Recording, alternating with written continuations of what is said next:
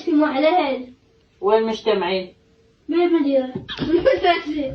تقول انت المطلوب اجتماع اولياء الامور مو اجتماع الاهل. لا يفرض. اجتماع الاباء يجون يحضرون يشوفون مصايب بلدهم لا اكثر ولا اقل. الاهل وين يجتمعون؟ بالجنة. ها؟ يوم الاحد اجتماع. ايه؟ نروح عليهم كلهم. على من اسال؟ مدرسين. اسال عن المدرسين ولا اسال عليهم؟ عن مدرس احنا نكتبهم. يعني شلون اسال عليهم؟ نروح عليهم كلهم بس بالانجليزي. بس بالانجليزي ليش؟ ما نروح عليه. ها؟ ما يحكي عربي. ما يحكي عربي؟ يشرح لكم بالاشاره؟ لا ما يحكي عربي. ما يحكي بدرس لان درسه ممل. ممل. يحكي بالممل ابنك.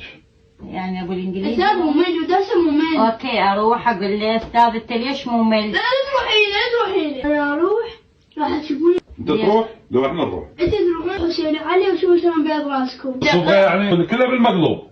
والله بالنسبه لي على هذا مال بيض راسكم ها؟ ايه؟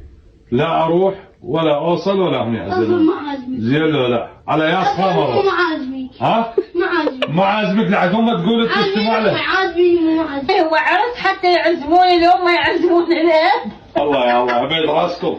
لا بيض خشمك.